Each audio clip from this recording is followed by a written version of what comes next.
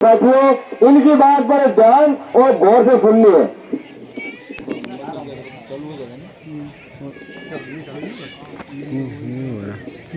हरिओम। बोलिए भारत माता की। पीछे तक आवाज आ रही तो वो भी हाथ खड़ा करना। भारत माता की जय जय सिया राम। जय जय सिया राम। मंच पर उपस्थित घोटियाबा धाम के रामगिरी जी महाराज, मठ मंगलेश्वर से पधारे हमारे दिवाकर भारती जी, कुशलगढ़ से पधारे हमारे फतेश्वर धाम से लालू भाई, एवं मंच पर आसीन विरुद्ध पंथ मत को मानने वाले ऐसे सारे बंधु। बाद चरकनी में भी विराट हिंदू सम्मेलन हुआ है। ये हिंदू सम्मेलन हिंदुओं की शक्ति को जगाने के लिए है। हम कहीं भूल नहीं जाए कि हम राणा प्रताप के वंशज हैं, हम शिवाजी के वंशज हैं, हम पृथ्वीराज चौहान के वंशज हैं। हम जो भालड़ी लेके घूमते हैं ये राणा प्रताप की देन है। राणा प्रताप की सेना में राणा पूंजा साथ में रहा और उन्होंने मुगलों का संहार किया। हम सब इस समाज के वरिष्ठ जन यहाँ विराजमान है। मेरी मातृशक्तियां हैं, हमारे परिवार की मुखिया है हमारी मातृशक्ति, और हमारे पुरुषों की शक्ति है भारत माता। जिस धरती माता का अन्न हम खा करके बड़े हुए हैं, जिस धरती माता ने हमें हवा दी है, जिस धरती माता ने हमें जल दिया है, जिस धरती माता ने हमको ये पेड़ पौधे हरियाली दी है, इन सब की सेवा पूजा करना, इनकी वृद्धि करना, ये हम सबका दायित्व है। हम भूल गए कि हम कौन थे, है ना। हमको शक्ति को याद कराना पड़ती है। याद करो, जब माता सीता को लेकर के रावण लंका चला गया, सुग्रीव और उनके साथ जामवंत, ऐसे अनेक समुद्र के तट पर आकर के खड़े हो गए। जामवंत जी से कहा कि जामवंत जी आप सबसे बुजुर्ग हो, आपको जाना चाहिए सीता को ढूंढने। जामवंत जी बोलते हैं कि मैं बूढ़ा हो गया हूं, सो नहीं सकता। फिर आया हनुमान जी का नंबर, कहीं हनुमान जी पीछे चुपचाप बैठे हुए थे। बोले हनुमान जी आप जाओ, आप तो अंजनी पुत्र हो, पवन पुत्र हो, आपने पैदा होते ही सूर्य को मुंह में दबा लिया था, आपकी शक्ति अपरंपार है, तो आप क्यों नहीं जाते? क्योंकि हनुमान जी अपनी शक्ति को भूल चुके थे बंधुओं। हनुमान जी ने कहा मैं कैसे जा सकता हूँ, जामवंत जी तो जा नहीं सकते, तो मैं तो जाने से रहा। बोले नहीं आप पवन पुत्र हो, आप एक हुंकार भर के तो देखो, आप पे 100 हाथियों का बल है। पर हनुमान जी को विश्वास नहीं हुआ। फिर सबने मिलकर कहा हनुमान जी आप एक बार हुंकार भर के देखो, आपकी शक्ति का जागरण करते हैं। ये हिंदू सम्मेलन आपके गांव गांव धानी धानी टापरे टापरे जाकर के हिंदू शक्ति का ज्वाल जगाने के लिए कर रहे हैं। और हनुमान जी ने जय सिया राम करके उद्घोष किया तो ऐसा ऊंचा पहाड़ जैसा शरीर, और वहां से छलांग लगा करके गए, लंका में गए, लंका के रावण को मारा, लंका को जला दी, सारी जानकारी करके लेकर के आ गए। तो हम सब अपनी अपनी शक्तियों का संचार करें, हम अपनी शक्तियों को पहचाने। इधर अपन पाली की तरफ जाते हैं ना, तो रास्ते में एक चीरा बाउसी लगा हुआ है। कितने लोगों ने देखा घोड़े पे डोकरा बैठा है, में एक डोकरी पास में पानी का कलश लेके खड़ी है। अब उस पर लिखा हुआ क्या है कि तलवार पुरानी है मगर काट वही है, ढल गई जवानी लेकिन ठाट वही है। हमारे पुरखों ने इस क्षेत्र में, जिस क्षेत्र में आप विराजमान हैं, आप भाग्यशाली हैं। केला पानी का क्षेत्र है ये, जहां पांडवों ने यहाँ अपना निवास स्थान बनाया था। पांडव की रज इस क्षेत्र के कण कण में व्याप्त है, उस कण को माथे लगाओ। इसीलिए तो हम कहते ना गीत में कि कण कण मंदिर इस माटी का, कण कण में भगवान है, इस माटी का तिलक करो, ये मेरा हिंदुस्तान है। अभी हमारे पंडित जी कह रहे थे ना तिलक लगा के निकला करो। अरे बिना तिलक का निकलता है कोई व्यक्ति तो वो चांडाल के समान कहलाता है। अब चांडाल कौन? जो शमशान घाट में मुर्दों का कफन उठा करके ले जाता है उसको कहते हैं चांडाल। और सत्यवादी राजा हरिश्चंद्र, याद करो, जिन्होंने अपने पुत्र को मृत अवस्था में भी उसने कहा कि पहले टैक्स दो, इसके बाद मैं तो मुर्दे को जलाने दूंगा। हम ईमानदारी के नाम पर जाने जाते थे। हमारे गांव धानी टापरों में लोग लहसुन प्याज का उपयोग नहीं करते थे। एक इतिहासकार हुआ है मेगास्थनीज, उसने अपने पुस्तक में लिखा है कि मैंने भारत भ्रमण किया और चारों तरफ जब मैं घूमा तो मैंने देखा कि यहाँ लहसुन प्याज मांस मदिरा का सेवन करने वाला कोई मिला ही नहीं मुझे। और अभी हमारे महाराज जी कह रहे थे कि जगह जगह मिल जाते हैं बेवड़े, और कहते लगे तेरे बाप का क्या, मैं कुछ भी करूं। हम सब संस्कृति के वाहक हैं, हम सब मिलकर के इस पर्यावरण को सुरक्षित करें। एक एक पौधा लगाए, एक काटा है तो दूसरा लगा दें। जन्मदिन हम अपने घरों में मनाएं, हम अपने माता पिता के चरण स्पर्श करें, माँ की पूजा करें। ये माँ जो है ये धरती के समान है, अभी मैंने कहा था, और धरती के समान हम सब मिलकर के उसके पुत्र हैं। ये जगत जननी है, इसने वीरों को जन्म दिया है और ऐसे ऐसे वीरों को जन्म दिया है जिसमें हमारे राणा पूंजा का नाम भी आता है, बिरसा मुंडा का नाम भी आता है, मंगल पांडे का नाम आता है ना, तो कहीं राणा प्रताप का नाम आता है, छत्रपति शिवाजी महाराज का नाम आता है, पृथ्वीराज चौहान का नाम आता है। उन सबके वंशज हैं हम, जिनको इस धरती को छोड़े हुए हजार हजार वर्ष हो गए, लेकिन हम सब उनको जानते हैं। क्यों जानते हैं बंधुओं? क्योंकि उन्होंने देश धर्म के लिए काम किया। दुनिया उसी को पूजती है जो समाज और धर्म के लिए चोला पहन के निकलता है। भगवा चोला जो पहना हुआ है ना, ये राष्ट्र का प्रतीक चोला है, ये सूरज का रंग है, ये त्याग का प्रतीक है। इन सब चीजों को लेकर के जब हम लड़ते हैं समाज के लिए, धर्म के लिए, तो हमारे में से कुछ बंधु हमारे विधर्मी हो गए, है ना। 7 समंदर पार करके वो ईसाई बाबरी कुशलगढ़ में घुसता है और हमारे बंधुओं को हमसे अलग कर लेता है। तो हमारा धर्म इतना कमजोर है क्या? हम कई मजारों पे माथा टेकने के लिए पहुंच जाते हैं, तो कई पीरों को मानने चले जाते हैं। अरे हमारा पीरों का पीर है रामसा पीर, जो बाबा रामदेव है वो सबसे बड़ा पीर है। हम उसकी भक्ति करें, देवरे को पूजिए, हमारी धुनी को चेताएं, है ना। और हमारे आसपास जितने भी हमारे ये क्षेत्र में संत महात्मा है, इनकी सबकी धुनिया जागृत है। हीरागिरी जी महाराज का स्थान लिया रामगिरी जी महाराज ने, है ना, तो रामगिरी जी महाराज का स्थान और कोई आने वाला लेगा। हम सब मिल करके इस धर्म की ध्वजा को लगातार चलाएंगे, और अगर हम ऐसा नहीं करेंगे तो आने वाली पीढ़ी हमको माफ नहीं करेगी। आप याद करो उन पुत्रों को, गुरुओं के पुत्रों को, जिसके 4 गुरु गोविंद सिंह मुगलों से लड़ते लड़ते शहीद हुए। अब बचे उनके 4 बेटे, जोरावर सिंह, फतेह सिंह, जुझार सिंह, अजीत सिंह, ऐसे 4 भाई। 2 भाई को सरहिंद के दीवार में जिंदा चुन दिया गया, एक छोटा एक बड़ा। छोटे को देख करके बड़े की आंखों में आंसू आ गए। छोटे ने कहा भाई तू मौत से डरता है, तू गोविंद गुरु का वंशज है, अरे तू रोता है तो फिर तू यहाँ आया क्यों? तू मुसलमान धर्म ग्रहण कर लेता तो तुझे मुस्लिम छोड़ देते। बड़ा भाई कहता है कि भाई मैं इसलिए नहीं रो रहा हूं कि मुझे मौत पहले स्वीकार करना है, मैं तो इसलिए रो रहा हूं कि इस धरती पर तू बाद में आया है, तेने इस धरती का अन्न जल बहुत कम खाया है, लेकिन जब मातृभूमि पर मरने की बारी आई तो तेरा नंबर पहले आया है, इसलिए मैं तो रो रहा हूं। मैं चाहता हूं कि पहले मैं बलिदान दूं अपना। और दोनों भाई दीवारों में चुन दिए जाते हैं, लेकिन वो टस से मस नहीं हुए। और बचे हुए 2 भाई, मां गुजरे ने कहा जाओ तुम युद्ध करो। चमकौर के युद्ध में निकल पड़े युद्ध करने की। नन्हे नन्हे भाई 14-14, 15-15 साल के दोनों बालक कमर में तलवार लटका करके और चमकौर के युद्ध में जा रहे हैं। रास्ते में प्यास लगी तो वापस लौट करके आए। लौट के जैसे आए, मां ने देखा कि ये तो लड़ने गए थे, लौट के भाग के आ गए, डर गए, और मां ने उनको ललकारा, अरे तुमको सर्व नहीं है, तुम गुरु के पुत्र हो, तुम युद्ध भूमि से लौट करके आ गए, अरे ये चूड़ियां पहन लो तुम। नन्हे नन्हे बालक कहते कि मां हम युद्ध भूमि से डर के नहीं आए, हम उस युद्ध भूमि में युद्ध करने ही गए थे, लेकिन हमको प्यास लगी है, हे मां हमको पानी तो पीने दो।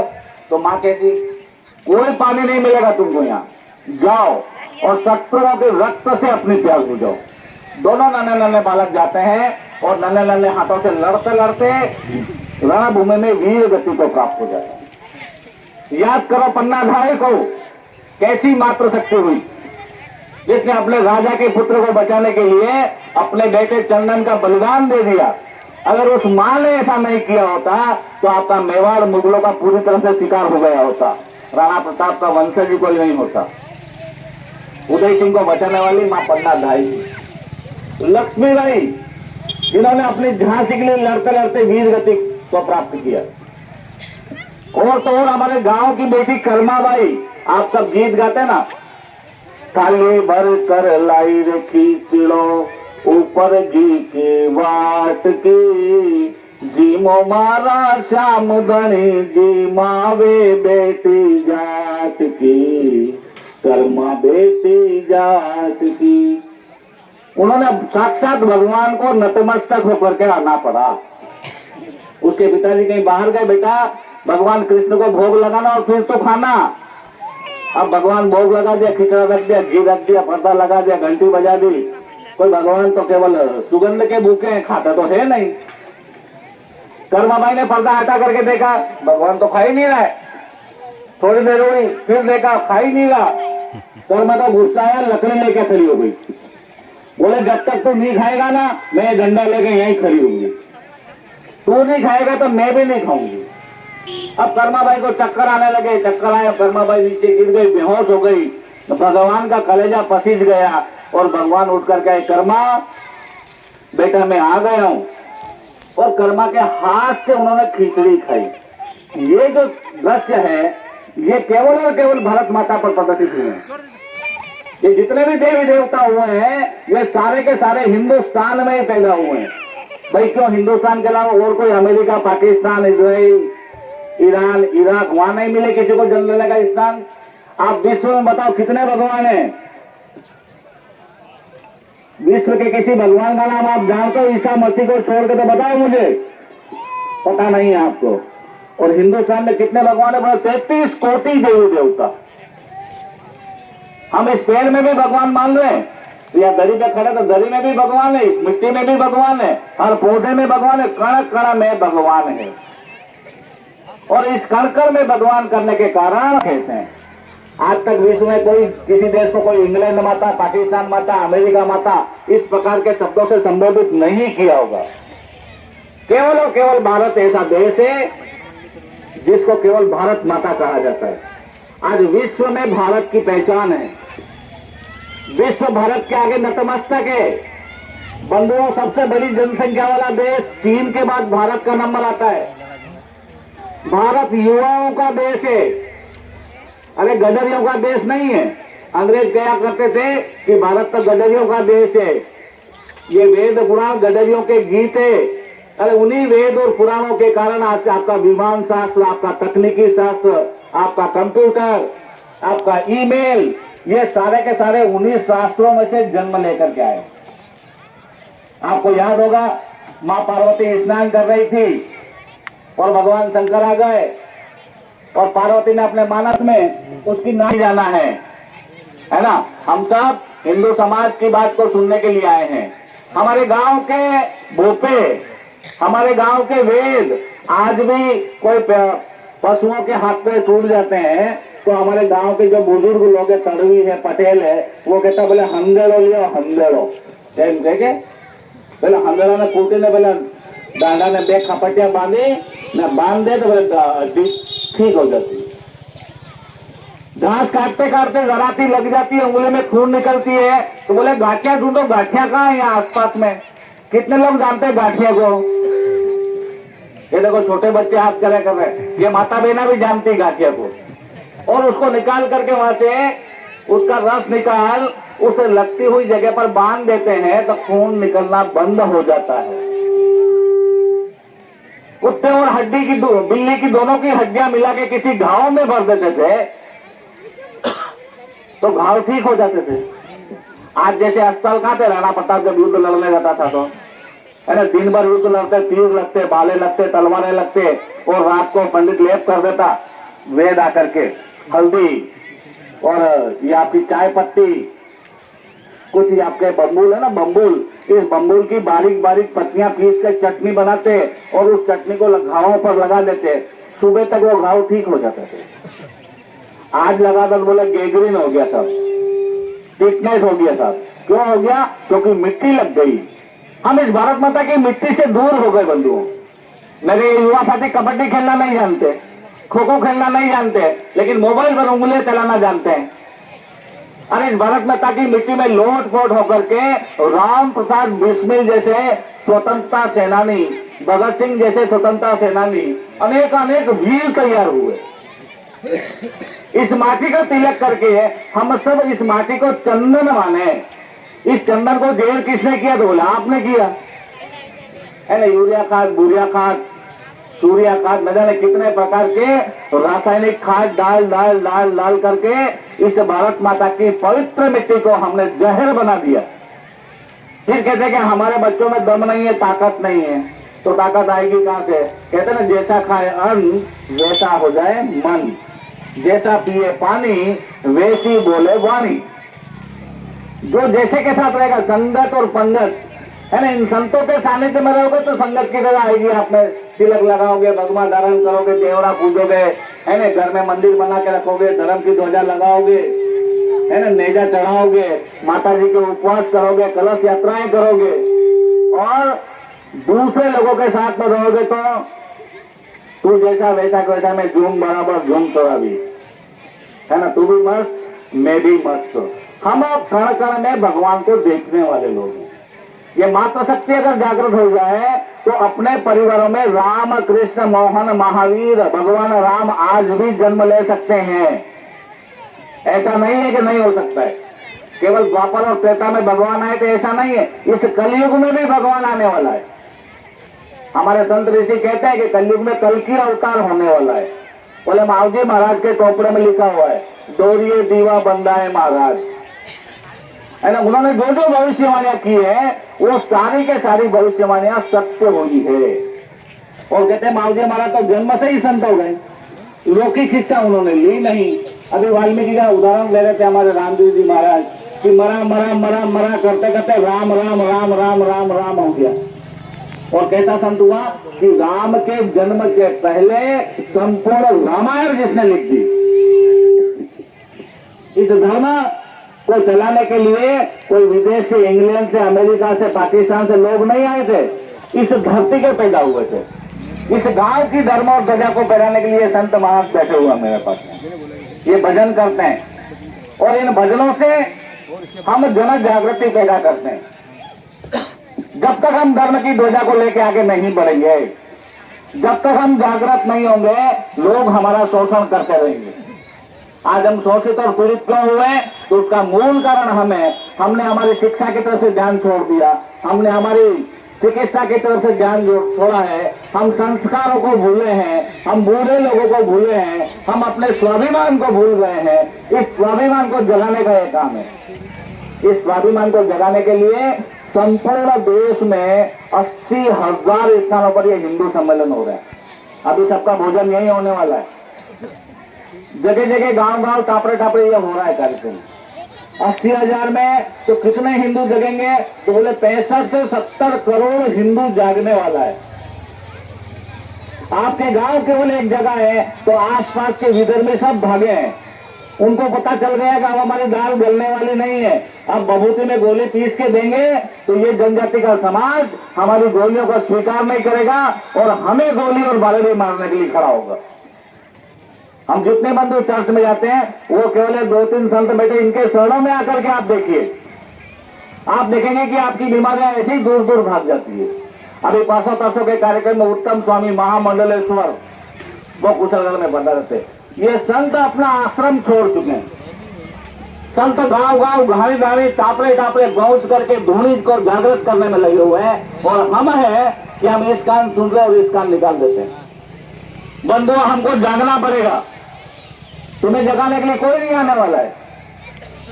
भगवान ऊपर से नीचे आने वाला नहीं है कि तुम जाग जाओ। स्वयं को जगाओ, अपनी संतति को जगाओ, अपने परिवार को जगाओ, अपने परिवेश को जगाओ, अपने पर्यावरण को जगाओ और अपने स्वाभिमान को जगाओ।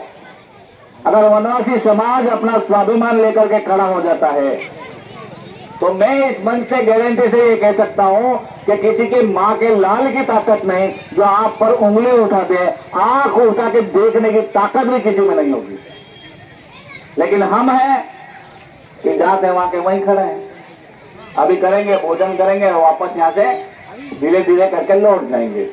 मेरी बात आपको अच्छी लगे तो साथ में ले जाना, और बुरी लगे तो वापस दे जाना।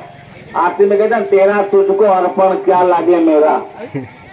मेरा कुछ नहीं जाने वाला है, मुझे बोलना था मैं बोलूंगा, आप सुनो मत सुनो उसकी भी मुझे परवाह नहीं है। चाह नहीं मैं सुरबाला के गहनों में गूंथा जाऊं, चाह नहीं देवों के सिर पर चढ़ूं भाग्य और उठलाऊं, मुझे तोड़ लेना बनमाली उस पथ पर तुम देना फेंक, मातृभूमि पर शीश जड़ाने जिस पथ जाएगी रने। मेरी यह कामना है कि मुझे वह स्थान प्राप्त हो जहां संत ऋषि मुनि रहते हों। उन ऋषियों के बीच में मरण देना, मरना सबको ही बंद हो। कोई जड़ी बूटी अमर जड़ी बूटी खा के नहीं आया है, लेकिन काम ऐसा करो कि दुनिया याद करे आपको। अभी मैं आपसे किसी से पूछूं कि बोल बंदा तेरा नाम क्या है, तो बोलेगा राम सिंह। बाप का नाम क्या, बोले श्याम सिंह। दादे का नाम क्या, कि प्रताप सिंह। दादे के दादा का नाम क्या, कि बोले रूप सिंह। उसके आगे पूछ तो पता नहीं है आपको, 5 पीढ़ी पता नहीं, लेकिन 500 साल पहले राणा प्रताप इस धरती में हुआ है, आप सब लोग जानते हैं। 1000 वर्ष पहले शिवाजी महाराज इस धरती पर आए, ये आपको पता है। माँ सीता आई, ये आपको पता है। भगवान राम इस धरती पर आए, ये आपको पता है। लेकिन हाथ उठा करके बोलना, जागो तो इतबार हिंदू जागो तो, ये सो गए, है ना।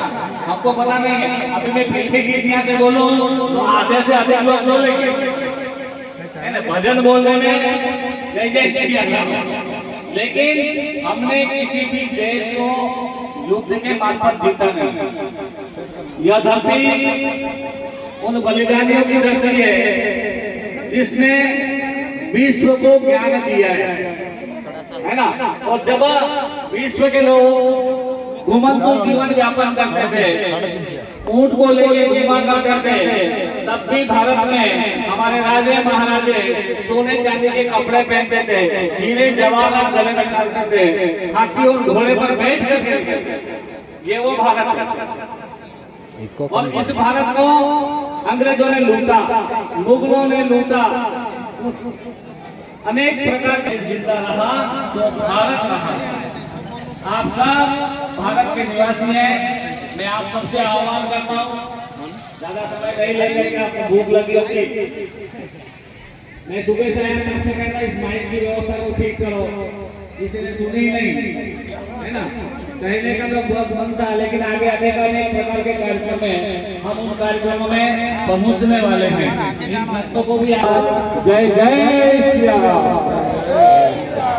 बंधुओं, भारत माता की आरती करेंगे और इसके बाद दुनिया भोजन करेंगे।